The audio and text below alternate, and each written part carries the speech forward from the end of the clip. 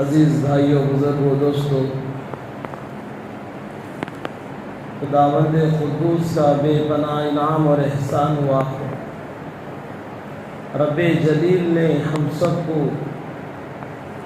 صحت و عافیت کے ساتھ اپنے بارگاہ میں آنے کی اللہ نے توفیق بخشی۔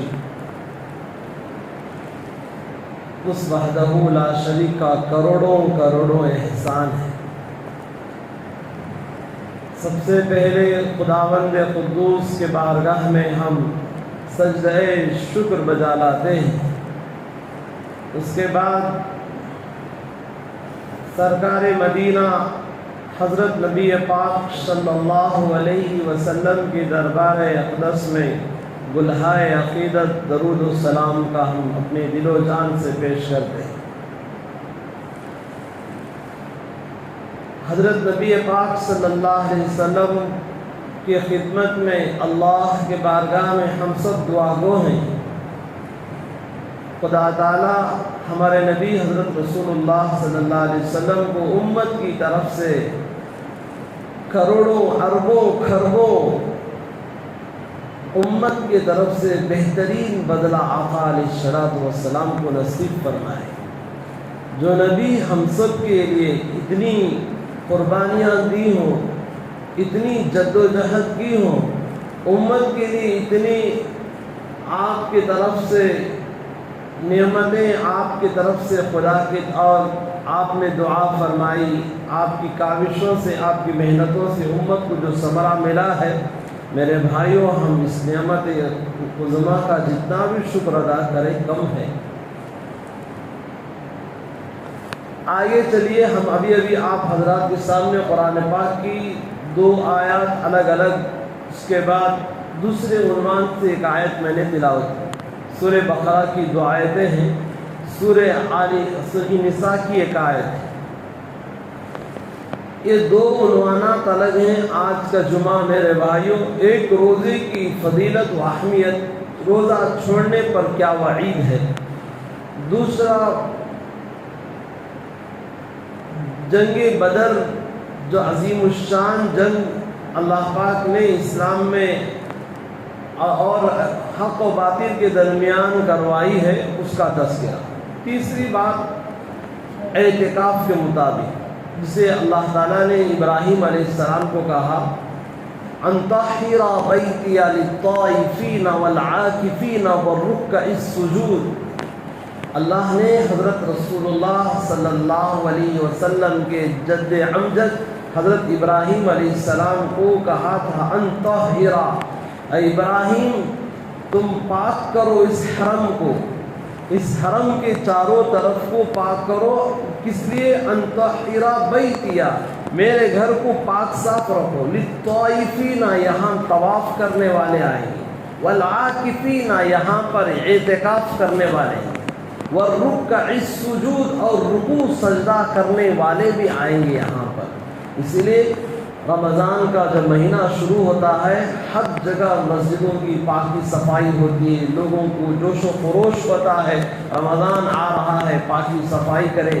میرے بھائیوں، ایک طرف تو ہم پاکی صفائی مسجد کی کرتے ہیں، مدرسے کی کرتے ہیں، گھروں کی کرتے ہیں، ساتھ ساتھ میں علماء نے کہا اپنی دلوں کی بھی ہم صفائی کر لیں۔ دلوں کے اندر جو قذورتیں ہیں، دلوں کے اندر جو گندگیاں بھری ہوئی ہیں، ان گندگیوں کو بھی دھو ڈالیں۔ رمضان یہی سبق دیتا ہے، ماہ مبارک یہی پیغام دیتا ہے۔ روزہ تو رکھتے ہو، تراویح تو پڑھتے ہو، تسبیح تو پڑھتے ہو، نماز تو پڑھتے ہو، لیکن ساتھ میں جو تمہاری دل کی جو کیفیت ہے، اس کیفیت کا کیا کہنا؟ اس دل کے اندر قذورت ہے، اس کو وہ کب تم دھوؤ گے؟ جب تک دھوؤ گے نہیں، وہ عبادتوں کا اثرات، وہ عبادتوں کا نور تمہارے اندر نہیں داخل ہوگا۔ بہرحال تو خدا کرے اللہ ہم سب کے دلوں کی بھی صفائی کا کرنے کا خیال اور پوری کوشش کرنے کی اللہ ہم سب کو توفیق عنایت فرمائے۔ عزیز بھائیوں، روزہ کیا چیز ہے؟ رمضان المبارک کا پہلا جمعہ، رمضان کی فضیلت سنائی، اور روزہ کیا چاہتا ہے۔ صرف روزہ اس امت کے لیے ہی دیا گیا ہے یا پچھلی امتوں پر بھی روزے تھے؟ میرے بھائیوں، خدا کا قرآن کہتا ہے یا ایھا الذین آمنوا، اے ایمان والو، کتب علیکم الصیام، تم پر روزے فرض کر دیے گئے، کما کتب علی الذین من قبلکم، جیسا کہ تم سے پہلے جو امتیں آئی ہیں، تم سے پہلے جو اقوام آئے ہیں، قومیں آئی ہیں، ان پر بھی روزے فرض تھے۔ باقاعدہ پیغمبروں نے روزہ رکھا، اللہ سے قربیت کے لیے یہ اہم عبادت ہے روزہ۔ روزے کو معمولی سرسری طور پر نہ دیکھا کرو۔ تو میرے بھائیوں، اس ماہ مبارک میں رمضان المبارک اللہ کے طرف سے ایک مخصوص مہینہ ہے، یہ خاص مہینہ ہے، اللہ نے امت کو عطا فرمایا ہے۔ 11 مہینے انسان دور تھا، 11 مہینے انسان جو اعمال کرتا تھا اسے خود پتہ نہیں چلتا تھا۔ اب ایک مہینہ جو آیا ہے، اس مہینے کے اندر وہ کیفیت پیدا کرے۔ اب یہ مہینہ مؤمنوں کے لیے، ایمان والوں کے لیے ٹریننگ دیتا ہے، تم کیسے رہو، جس طرح رمضان میں تم رہتے ہو، یہ کیفیت تمہارے 11 مہینوں میں ہونا چاہیے۔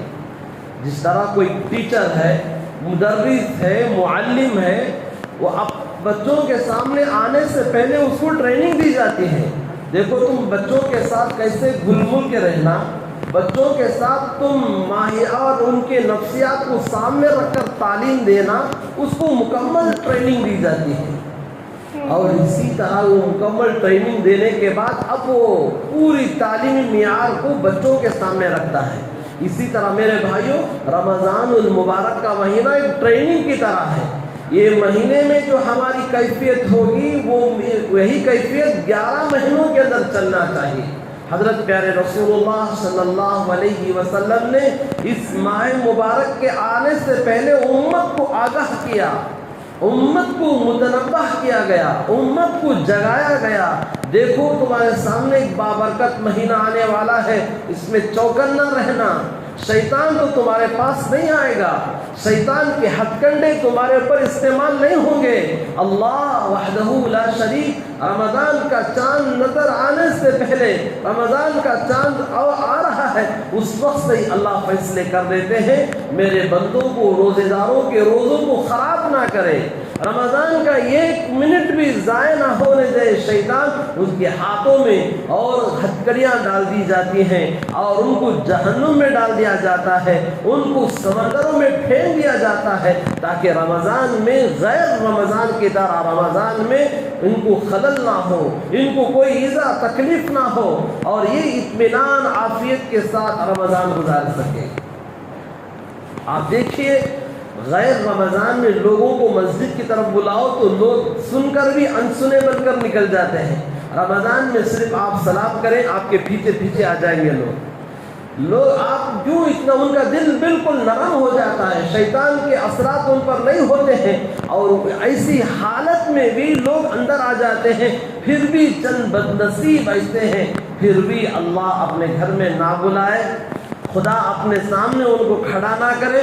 میرے بھائیوں، ہم سمجھتے ہیں اس سے بڑا بدنصیب اور کون ہوگا، اس سے بڑی محرومی اور کس کی ہوگی، جو رمضان میں بھی ہم اللہ کی عبادت کے لیے نہ آئے۔ اس مبارک مہینے میں، جس مبارک مہینے کو خدا نے اپنی طرف نسبت دی ہے، جس طرح کعبۃ اللہ ہے۔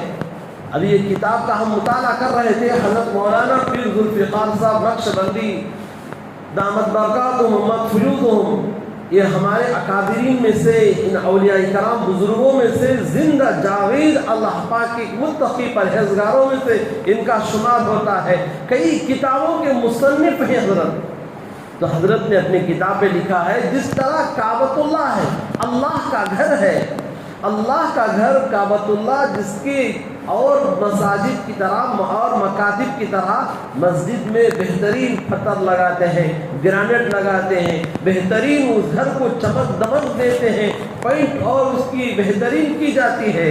آپ کبھی کعبۃ اللہ کو، جو حضرات حج عمرے پر گئے ہیں ان لوگوں نے دیکھا ہوگا اللہ کے گھر کو، اگر وہاں پر نہ دیکھا ہو تصاویر میں تو موبائل میں تو ہر آدمی دیکھ رہا ہے۔ میرے بھائیوں، کیا اس کعبۃ اللہ کے اندر جو بہترین کوئی کبھی پوائنٹ آپ نے دیکھا ہے؟ نہیں۔ کیا اس کے پتھر کعبۃ اللہ کے گرانٹ کی طرح کوئی بہترین پتھر لگائے ہیں؟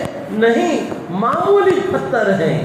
کعبۃ اللہ کے جو دیوار میں لگے ہیں وہ معمولی پتھر ہیں، بغیر چمک دمکتے ایک کپڑا ڈال دیا گیا ہے جسے غلاف کعبہ کہتے ہیں۔ میرے بھائیوں، اس کعبۃ اللہ کو، اللہ کے گھر کو خدا نے نسبت دی ہے، ان اول بیت وضع للناس للذی ببکۃ مبارکہ، یہ میرا گھر ہے۔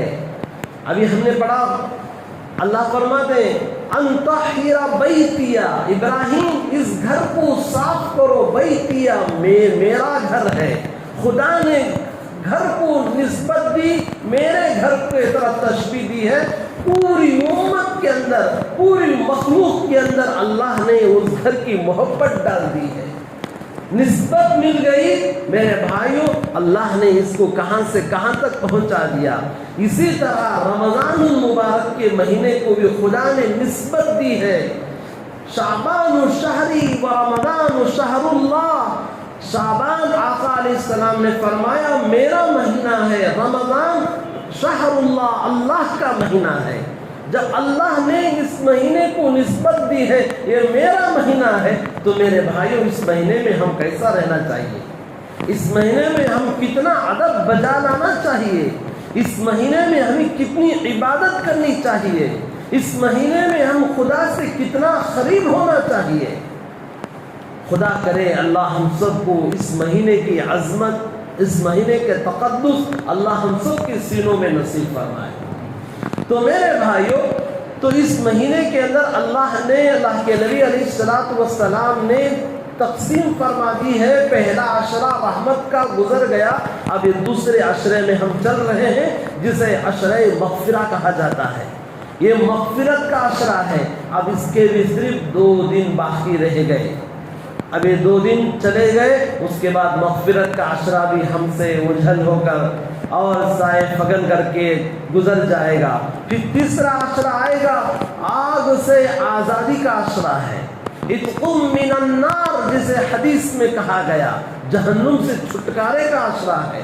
اسی لیے میرے بھائیوں، ہم سب کو چاہیے اس عشرے میں خوب اللہ سے مغفرت کی دعائیں مانگے، اپنے بچوں کی، بیوی بچوں کی، بھائی بہنوں کی، عزیز و اقارب کی، غائبین کی، حاضرین کی، مرحومین کی، سب کے لیے خوب مانگا کرے، دعائیں مانگے۔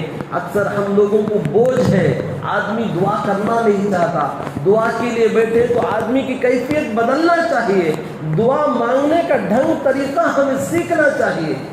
جب بھی ہم دعا مانگتے ہیں ہاتھ پسار کر بیٹھو اور دھیان توجہ کے ساتھ بیٹھو، یکسوئی کے ساتھ خدا کے دربار میں جھولی پھیلائے ہو، خوب عاجزی انکساری ہو۔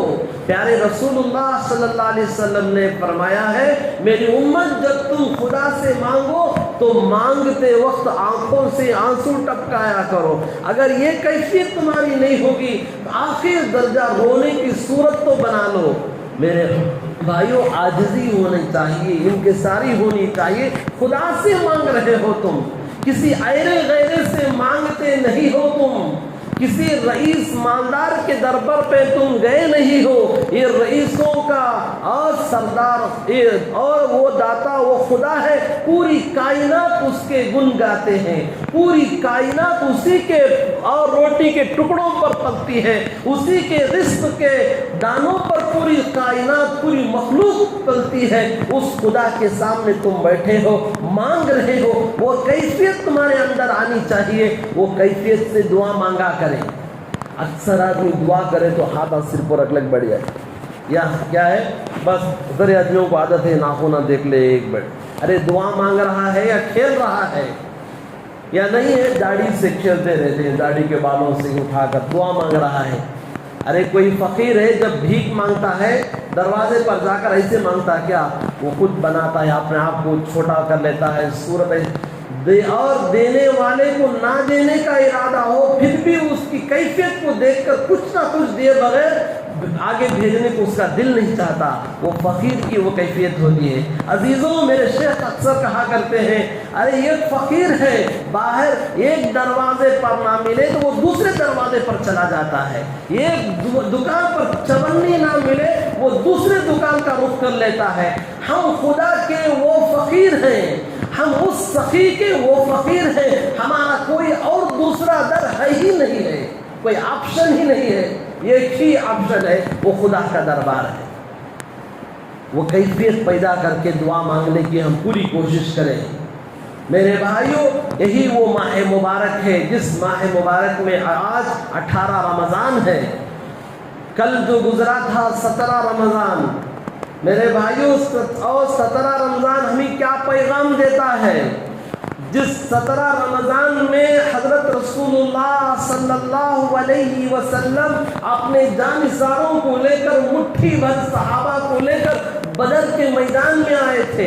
آج بھی کئی حجاج معتمرین عمرہ کرنے والے کبھی احد جاتے ہیں، کبھی بدر دیکھ کر آتے ہیں. بدر کا لق و دق میدان، آج تو کچھ مسجدیں بنے ہیں، کچھ گھر لگتے ہیں وہاں پر. وہ زمانہ 1400 سال کا زمانہ تھا، لق و دق میدان پڑا ہوا تھا، ریگستانی اور میدان پڑا ہوا تھا. اس میدان میں حضرت رسول اللہ صلی اللہ علیہ وسلم اپنے شاگردوں کو، اپنے صحابہ جانثار کو لے کر اس میدان میں گئے تھے. حق و باطل کا ٹکراؤ ہونے والا تھا.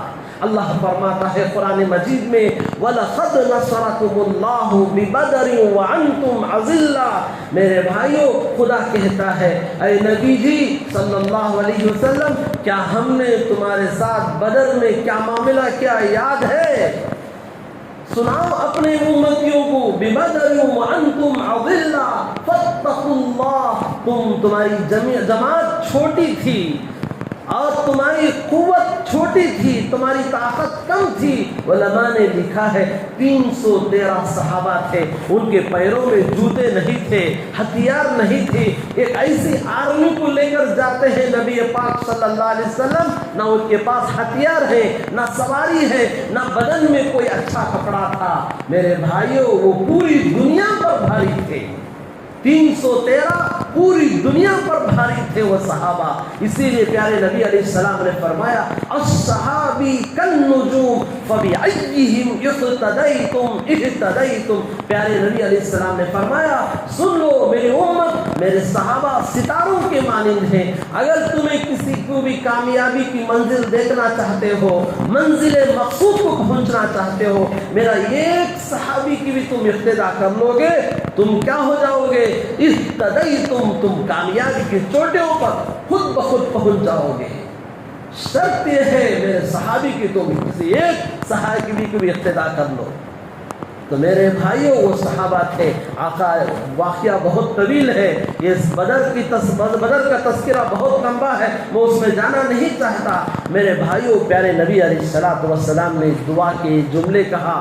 کیا جملے تھے میں وہ سنا کر آگے چلوں گا. پیارے نبی علیہ السلام نے فرمایا باری تعالیٰ آپ جانتے ہیں میرے صحابہ نہتے ہیں، کمزور ہیں. کیوں؟ مکہ چھوڑ کر آئے تھے، مدینے میں ابھی آپس میں ایک دوسرے کا تعارف ہو رہا ہے، بھائی چارگی ہو رہی ہے، ابھی گھل مل کر کبھی کام کرنے کے لیے قدم اٹھائے ہیں. باطل مشرکین مکہ اور الغار کر رہا ہے، للکار رہا ہے، اور آپس میں اور میرے بھائیوں جان کی اور نذرانہ پیش کرنے کے لیے صحابہ میدان میں آئے ہیں اپنے نذرانوں کو لیتے ہوئے. باری تعالیٰ آج 313 صحابہ ختم ہو گئے. میرے اللہ، اس زمین پر کوئی تیرا نام لینے والا باقی نہیں رہے گا. یا اللہ آپ ان کی مدد فرمائیے. میرے بھائیوں، خدا کا کرم تھا، آسمان سے اللہ پاک نے ایسی مدد فرما دی. علماء نے لکھا ہے آقا علیہ الصلوۃ والسلام نے رات ہی میں آپ کے ہاتھ میں ایک چھڑی تھی، ایک لکڑی تھی، عصا تھا. آپ علیہ السلام نے وہ بدر کے میدان میں آپ نے حصار لگایا، آپ نے نشان لگایا، صحابہ سنو یہاں ابو جہل کا لاشا تڑپے گا، یہاں شیبہ کا لاشا تڑپے گا، یہاں فلاں مرے گا، یہاں فلاں مرے گا۔ صحابہ فرماتے ہیں ہم بدر کا میدان تو دیکھ چکے تھے، جب میدان کارزار گرم ہو گیا ہم دیکھے شام کو ابو جہل ملعون ایسا سردار تھا، اسے کوئی مان نہیں سکتا تھا، اپنی بچاؤ حفاظت اتنی کیا کرتا تھا، ایسا سردار جس طرح موسیٰ علیہ السلام کے قوم میں فرعون تھا، ایسے ہی اس امت کا فرعون ابو جہل ہے۔ موسیٰ علیہ السلام کو ستانے میں، دکھ پہنچانے میں کوئی کسر نہیں چھوڑا فرعون نے، اسی طرح نبی پاک صلی اللہ علیہ وسلم کو دکھ ایذا رسانی پہنچانے میں کوئی کسر نہیں چھوڑا ملعون ابو جہل نے۔ دیکھا صحابہ کرام نے تاریخ بیان کرتی ہے ابو جہل اسی جگہ تڑپ کر مر رہا تھا جس جگہ سرکار مدینہ حضرت رسول اللہ صلی اللہ علیہ وسلم نے نشان لگائی تھی۔ شیبہ کا تاج اور لاشا اسی طرح تڑپ رہا تھا جہاں اللہ کے نبی نے حصار لگایا تھا۔ بہرحال اللہ پاک نے شاندار کامیابی نصیب فرمائی۔ میرے بھائیوں، کہ رات کے وقت میں وہ جنگ نہیں لڑا گیا۔ آج جس طرح ظالم حکومتوں نے اپنے ایئر کنڈیشنوں میں بیٹھ کر بٹن دبائے، لاکھوں بچے موت کے منہ میں چلے جا رہے، ایسی جنگ نہیں تھی، مردانہ جنگ تھی۔ وہ رمضان میں روزے کی حالت میں تھے، تپتی ہوئی دھوپ میں خدا کی عزت و جلالت کی قسم پورے صحابہ صحبت یافتہ تھے، خدا کی بھروسے پر گئے تھے۔ میرے بھائیوں، اللہ نے شاندار کامیابی عطا فرما دی، اور رمضان المبارک کا مہینہ تھا، اسی لیے میرے دعا فرمائے اللہ ان شہدائے بدر کو جزائے خیر عطا فرمائے، اللہ ان کی قبروں میں نور سے منور فرما دے، انہی کی برکات، انہی کا پھل ہے آج ہم ایمان پر باقی ہیں۔ وہ اگر قربانی نہ دیتے، وہ اور گھروں سے نہ نکلتے، وہ باطل کے سامنے نہ آتے، میرے بھائیوں آج ہم جس طرح ٹھنڈی چھاؤں میں، پنکھوں کے نیچے اور ہزاروں کا فرش کے اوپر آرام کے ساتھ ایسا نہیں بیٹھے ہوتے، پتہ نہیں کس پتھر کے پاس ہوتے، کس مورتی کے پاس ہوتے، کس گھڑی گھنٹے کے پاس جا کر اپنی زندگیاں ختم کر دیتے۔ شکر بجا لائیے اس حضرت نبی پاک صلی اللہ علیہ وسلم کا، خدا کا، نبی کا، اور صحابہ کا۔ میرے بھائیوں، رمضان المبارک کا دوسرا عشرہ چل رہا ہے اور معتکفین حضرات کے لیے قریب آ رہا ہے، وہ اعتکاف میں آ جائیں۔ اعتکاف خود ایک عبادت ہے، اس میں خود اور عبادت کرنا یہ ہماری عبادت کو چار چاند لگا دینے کے برابر ہے۔ ایک مثال دے کر ہم آگے بڑھتے ہیں۔ اعتکاف کسے کہتے ہیں؟ اعتکاف کے معنی ایک مسجد میں کونے میں الگ تھلگ ہو کر اللہ سے قریب ہو جانے کا نام اعتکاف ہے، تنہائی اختیار کر لینا۔ حضرت موسیٰ علیہ السلام نے بھی اعتکاف بیٹھا تھا، حضرت نبی پاک صلی اللہ علیہ وسلم غار حرا میں، غار ثور میں جا کر غار حرا میں آپ تنہائی اختیار کر لی تھی۔ پردہ ڈال کر اکیلے مسجد میں بیٹھنے کا نام ہی اعتکاف نہیں ہے، وہ تو یکسوئی کے لیے اور بالکل انٹرسٹ کے ساتھ، آرام کے ساتھ، کوئی ڈسٹرب نہ کرے اس لیے پردہ لگایا جاتا ہے۔ ہمیں کیا سمجھ میں آتا ہے پردہ لگے اب اعتکاف ہے؟ نہیں میرے بھائیوں، آپ تنہا اکیلے یکسو ہو کر السلامۃ فی الوحدہ، تنہائی اختیار کر کے اللہ اللہ کر کے بیٹھنا، اس کو اعتکاف کہا جاتا ہے۔ اعتکاف کی 3 قسمیں ہیں، ایک واجب اعتکاف ہے، دوسرا سنت اعتکاف ہے، تیسرا نفل اعتکاف ہے۔ واجب اعتکاف جو منت مان لے، اگر کوئی امتحان میں، ایگزام میں کامیاب ہو جائے، فلاں کام ہو جائے میرا، اس کو منت مان لے، اسے کیا واجب اعتکاف کہتے ہیں۔ اور اسی طرح سنت اعتکاف، رمضان المبارک کے آخر عشرے میں اعتکاف بیٹھنے کو سنت اعتکاف کہتے ہیں۔ نفلی اعتکاف چاہے 1 دن کا بیٹھو، 24 گھنٹے کا بیٹھو، چاہے 2 دن کا بیٹھو، ہمارے استاد اکثر کہا کرتے تھے جب بھی مسجد میں داخل ہو دعا پڑھو، سیدھا پاؤں رکھتے ہوئے اللہم افتح لی ابواب رحمتک، یہ دعا پڑھتے ہوئے فوراً تم یہ کہا کرو نویتو، ہم نیت کرتے ہیں سنت الاعتکاف، جب تک میں مسجد میں رہوں گا اعتکاف کی نیت لے کر آپ آ جاؤ، جب تک آپ مسجد میں رہیں گے اعتکاف کا ثواب بھی آپ کو ملتا رہے گا۔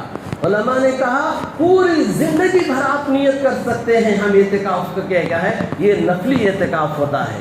سنت اعتکاف چند شرائط ہوتے ہیں، باہر فضول بات نہیں کرے گا، باہر ایسا ہی گھومنے پھرنے کے لیے جائے گا تو اعتکاف ٹوٹ جائے گا۔ بہت ساری چیزیں اعتکاف کے بعد فجر ہم سنا رہے ہیں، الحمدللہ کئی حضرات بیٹھ رہے ہیں، ان کو فائدہ ہو رہا ہے۔ کئی لوگ ابھی سلام پھیرنے کو دیری ایسا اٹھ کر چلے جاتے ہیں، پتہ نہیں کیا مصیبت ہے، کیا پریشان۔ ہاں چند آدمیوں کو کام میں جانا ہوتا ہے، وہ لوگ چلے جاتے ہیں۔ جو سونے کی نیت سے غرض سے چلے جاتے ہیں، ان کے لیے ہماری ایک درخواست ہے، اپنے آپ کو کم از کم چند دن رمضان میں 10 منٹ کا اپنا وقت قربانی دیں گے۔ ہم کیا قربانی دے سکتے ہیں؟ ہم کیا مرد مجاہد بن سکتے ہیں؟ ہم کیا باطل کو اپنا چہرہ دکھا سکتے ہیں؟ بہرحال میرے بھائیوں، اپنے آپ کو بٹھائیں تاکہ مسائل کا علم بھی ہمارے پاس کچھ ذخیرہ اکٹھا ہو جائے۔ خدا کرے اللہ ہمیں بھی عمل کی توفیق عطا فرمائے۔ میرے بھائیوں، اسی طرح نفلی اعتکاف جب چاہے آدھا گھنٹہ، پونا گھنٹہ، صبح سے شام تک جیسے چاہے آپ نفلی اعتکاف کر سکتے ہیں۔ میرے بھائیوں، اس کی مثال یہ ہے، اعتکاف آدمی جس طرح ایک طالب علم ہے، پڑھنے والا بچہ ہے، پڑھ رہا ہے لیکن یاد نہیں ہوتا ہے، سبق نہیں سنا رہا ہے، استاد کیا کریں گے؟ ارے خالی ٹائم پاس کر کے پڑھ رہا نہیں، کیا بھی نہیں رہا، یہاں سے اٹھنا نہیں جب تک میں نہیں کہوں، اٹھنا نہیں۔ اب اس کے بعد بچہ ایک کونے میں بیٹھ کر پڑھ رہا ہے، پورے بچے کھیل رہے ہیں، موج مستی کر رہے ہیں، پورے گراؤنڈ میں فیلڈ میں کھیل رہے ہیں، بال کھیل رہے ہیں، کرکٹ کھیل رہے ہیں، لیکن یہ بچہ پڑھ رہا ہے۔ اب اس کے بعد صبح میں آئے، حضرت سبق سناؤ گے؟ یاد نہیں ہے۔ پھر اب دوسرے بچے سنا رہے ہیں لیکن وہ کچھ سنائے کر کوئی نہیں سنائے، کسی کو مار پڑی، کسی کو ڈانٹ پڑی، لیکن یہ بچہ 24 گھنٹے بیٹھ کر یاد کر رہا تھا، استاد دیکھ رہا تھا۔ اب بتاؤ کیا استاد اس بچے کو مارے گا، ڈانٹے گا؟ کیوں؟ محنت کرنے کے باوجود بھی اس کو یاد نہیں ہوا ہے، مہلت دی جائے گی، بیٹا کل سناؤ، معاف کر دیا جاتا۔ کیوں؟ محنت اس نے کیا ہے، استاد نے دیکھا ہے۔ اس کی مثال ایسی ہے میرے بھائیوں، اعتکاف کرنے والا جب کونے میں بیٹھ جاتا ہے، خدا کے دروازے پر آ جاتا ہے، خدا اس کی جو بھی کوتاہیاں غلطیاں ہو گئی ہیں خدا نے دیکھا ہے، میرے در پر آ کر پڑا ہے۔ میرے بھائیوں، جب تک دے گا نہیں میں جاؤں گا نہیں، جب تک دے گا نہیں ہم جائیں گے نہیں باہر، یہ عہد کر کے بیٹھیں گے۔ خدا رب ذوالجلال اس اعتکاف بیٹھنے والے کو اللہ پاک کیا کریں گے؟ اتنا اجر عظیم دیں گے۔ میرے بھائیوں، اب آج پتہ نہیں چلے گا، کل روز محشر کے اندر پتہ چلے گا۔ یہ روزہ رکھنے والے، یہ تراویح پڑھنے والے، یہ قرآن پڑھنے والے، یہ صدقہ دینے والے، یہ عطیات دینے والے، یہ اعتکاف بیٹھنے والے، یہ مساجد کو آباد کرنے والوں کو خدا کتنا اجر عظیم دے گا، کل روز محشر کے اندر معلوم ہوگا۔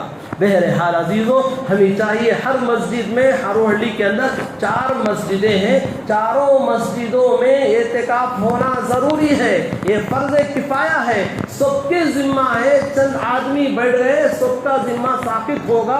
اگر مسجد میں سنت اعتکاف کوئی نہ بیٹھے، وہ مسجد کا محلہ، مسجد کے اطراف کتنے لوگ ہیں، پورے گنہگار ہو جائیں گے، پورے گنہگار ہو جائیں گے۔ اسی لیے چاروں مسجدوں میں سنت اعتکاف عشرے کا مکمل بیٹھنے کے انتظامات کریں۔ اب تو اور پہلے زمانہ تھا، لوگ کیا کرتے 100 200 500 دے کر کیا ہے کرائے پر بٹھایا کرتے تھے۔ یاد رکھو، کرائے پر بٹھانے سے آپ کا اعتکاف نہیں ہوگا۔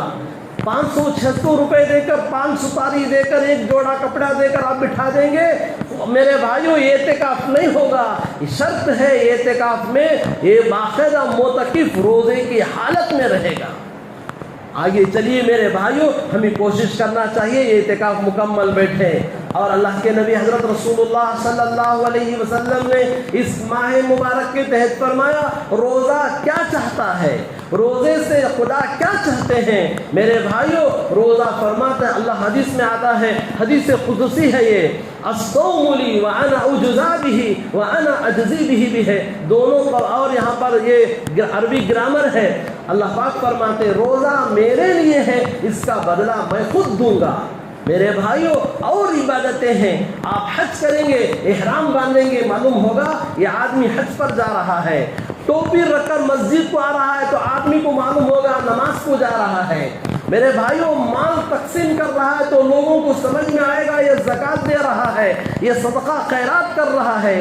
میرے بھائیوں، ایک ایسی عبادت ہے، صرف اور صرف روزہ ایک ایسی عبادت ہے، جب تک آپ جب اس کو پوچھو گے نہیں کھانا کھاؤ گے، پانی پیو گے، چائے پیو گے، وہ کہے گا نہیں میرا روزہ ہے، اس وقت تک یہ عبادت کا پتہ کسی کو نہیں چلے گا۔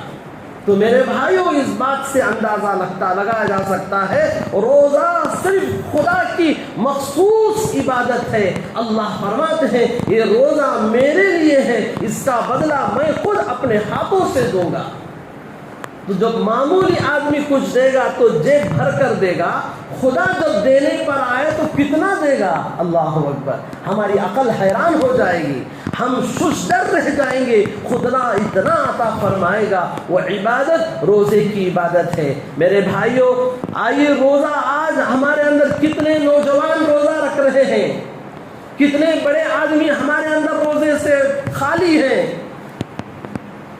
ایک روزہ رمضان کا قضا کر دینا، چھوڑ دینا، کوئی عذر کے اور علاوہ کوئی بیماری نہیں، کوئی شریعت کا مسئلہ نہیں، کوئی ایسا مسئلہ نہیں، روزہ ایک چھوڑ دینا، 100 سال تک نفل روزے رکھو گے ایک روزے کے برابر نہیں پاؤ گے، تم نہیں جا سکتے۔ کیوں؟ یہ فرض روزہ ہے، یہ احکام اسلام ہے، اور یہ شریعت کا ایک حکم ہے، اور اسلام کا ایک رکن ہے۔ جس نے روزے کو ڈھا دیا اس نے اسلام کے ایک اور بالکل ایسے عمود، ایک ایسے ستون کو اس نے ڈھا دیا جو روزہ چھوڑ کر۔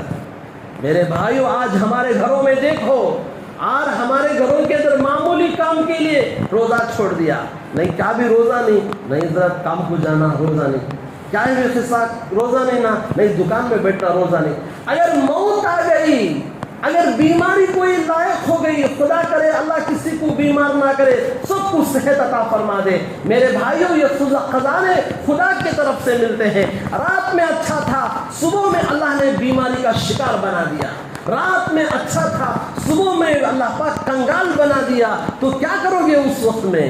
ہٹے کٹے ہیں، کوئی بیماری نہیں، کوئی عذر نہیں، پھر بھی کیا ہے؟ بے شرم بن کر، بے حیا بن کر بازاروں میں کھاتے ہو، بے حیا بن کر ہوٹلوں میں چائے پیتے ہو، بے حیا بن کر بیڑی سگریٹ کا استعمال رمضان میں۔ ارے معصوم بچے، تمہارے گود میں پلے ہوئے بچے، تمہارے ہاتھوں سے پروان چڑھی ہوئی تمہاری اولاد، تمہاری نسلیں تمہارے سامنے کھاتے نہیں ہیں، پیتے نہیں، چھوٹی صورت ڈال لے کر بیٹھے، انہی بچے سے کہتے ہو جا بیٹا پانی لے کر آ جا، جا بیٹا سگریٹ لے کر جا، جا بیٹا بیڑی لے کر جا، جا کھانے کو پلیٹ لے گا۔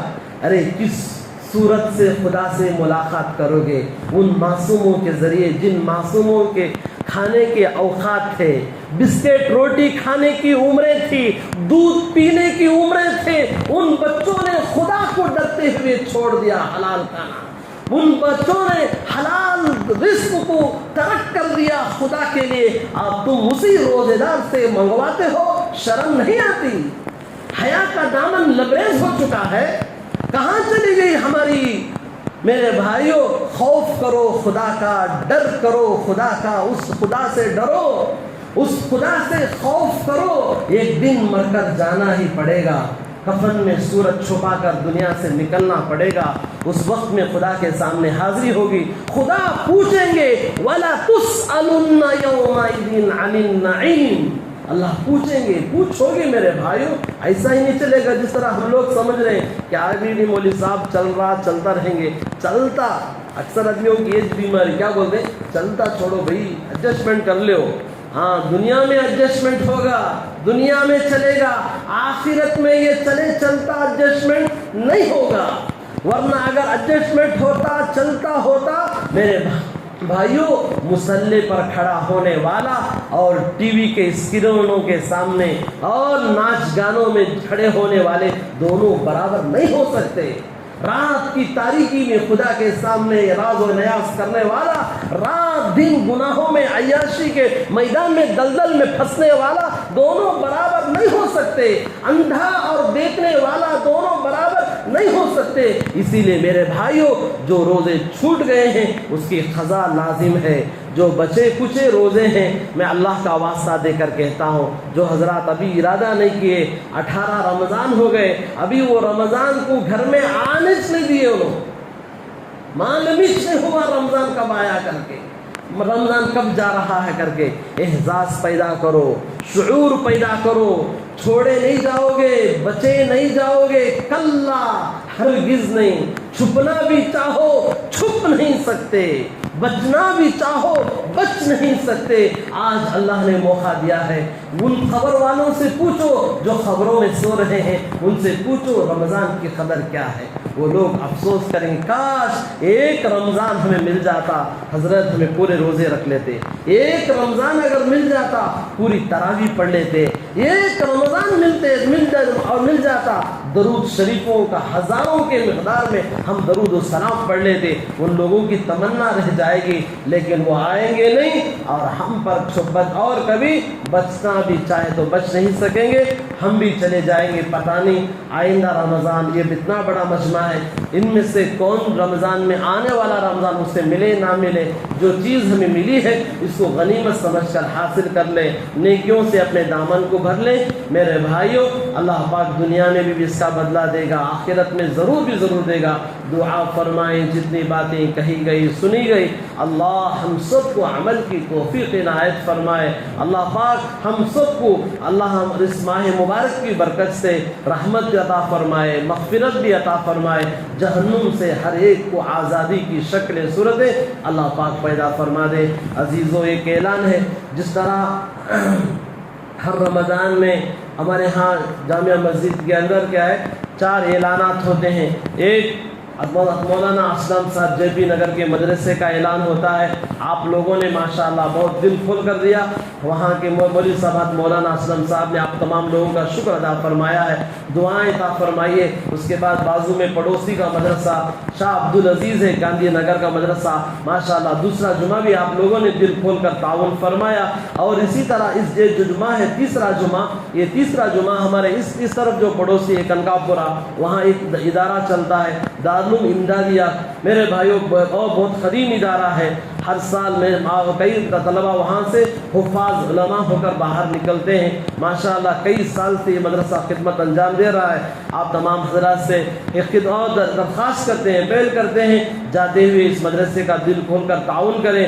ماشاءاللہ تعلیمی بھی معیاری تعلیم ہے، اکثر ہمارا جانا ہوتا ہے، کئی ایگزاموں میں کبھی جاتے ہیں، کبھی بچوں کا مسابقہ ہوتا ہے، وہاں پر بھی ہمارا بھی جانا ہوتا ہے۔ الحمدللہ آپ لوگ کیا ہے پڑوسیوں کا مدرسوں کا خاص کر ہر جگہ سے آتے ہیں، الحمدللہ یو پی بہار کے آتے بھی الحمدللہ آپ لوگ اچھا بخوبی تعاون کرتے ہیں۔ پڑوسی کا حق زیادہ ہوتا ہے، للجار حق، پڑوسی کا حق ہے، دل کھول کر آپ کے زکوٰۃ ہے، یہ مدارس مستحق، یاد رکھو جب بھی یہ مدرسے کا اعلان ہوتا آپ زکوٰۃ کی نیت سے دیں۔ دوسرے وقت میں صدقہ عطیات ہے وہ مسجد کو دے سکتے ہیں، لیکن جو زکوٰۃ کا پیسہ مسجد کو نہیں دے سکتے۔ مدرسے ہیں، یتیم مسکین بیوائیں ہیں، ان پر الحمدللہ ہم اپنا زکوٰۃ کا پیسہ لگا سکتے ہیں۔ الحمدللہ جاتے ہوئے زکوٰۃ عطیات جو بھی ہیں وہ دے دینے کی پوری کوشش فرمائے، اللہ پاک سب کے دینے کو قبول فرمائے۔ دوسری بات یہ ہے، اس سال جو فطرہ ہے 90 روپیہ ہے۔ کتنا ہے؟ پورے علماء بیٹھ کر ہمارے اس کرناٹک کے حضرت مولانا عمران مقصود صاحب جو سٹی جامعہ مسجد کے امام ہیں، حضرت مولانا امیر شریعت اور صغیر احمد صاحب، اس طرح بڑے بڑے اکابرین جن کی مستقل ایک کمیٹی ہے، انہوں نے بیٹھ کر آپس میں 90 روپیہ طے کیا ہے۔ 100 روپے آپ دے سکتے ہیں، فقیر کو 90 روپے دے کو 10 روپے دے پکڑ وہ لڑائی کر لے تو وہاں پر کیا ہے کھڑنے کی ضرورت نہیں، 10 روپے بھی آپ الحمدللہ آرام سے دے دیجئے اپنے طرف سے، اپنے چھوٹے بچوں کی طرف سے، ہر آدمی کی طرف سے باقاعدہ 90 روپے نہیں 100 روپے اس سال کا فطرہ ہے۔ اور اس کے بعد تیسری بات ہے میرے بھائیوں، خاص طور پر الحمدللہ دعا فرمائیں، جو ہمارے اس عیدگاہ کا کام چل رہا ہے منظر عام پر ہے، ماشاءاللہ زور و شور سے چل رہا ہے، دعا فرمائیں جو کام کر رہے ہیں، کام کرانے والے ہیں، دینے والے، عطیات کرنے والے، اللہ سب کو بہتر بدلہ عطا فرمائے۔ الحمدللہ اس سال ارادہ کیے وہاں پر اس نئے عیدگاہ میں نماز پڑھنے کے لیے، آپ حضرات ابھی سے ہم ذہن میں بات ڈالیں گے کہ الحمدللہ اور ذمہ داروں نے بھی سنایا ہے کہ اپنے طرف سے انشاءاللہ حسین جائے نماز جو بھی اپنی طرف سے انشاءاللہ لے کر جائیں گے۔ الحمدللہ ایک بہت لمبا چوڑا لقو میدان ہے مسجد کی حاصل ہے، اکثر یہ شریعت اگر مسئلے پر دیکھا جائے یہ صحیح بھی نہیں ہے، مسجد کی چیزیں مسجد میں استعمال و مجبوری کی تحت لے کر جاتے ہیں، وہاں بالکل لال مٹی ہے، ہاتھ سے لے کر جائیں گے بعد وہ مسجد میں سجدہ کرنے کے لیے آپ ہی کو تکلیف ہوگی، اس لیے برائے مہربانی انشاءاللہ آپ ہی اپنے جائے نماز حاصل وغیرہ چھوٹی سی لے کر چلے گئے تو آپ کے بازو میں بھی کوئی آدمی نماز پڑھ لے گا، یہ لے کر جانے کی انشاءاللہ اعلان کے لیے کہا گیا ہے۔ تمام حضرات اس چیز کو بھی ذہن میں رکھیں، دعا فرمائیں، جتنی باتیں کہی گئی سنی گئی اللہ ہم سب کو عمل کی توفیق عطا فرمائے، آمین۔ وآخر دعوانا الحمدللہ رب العالمین۔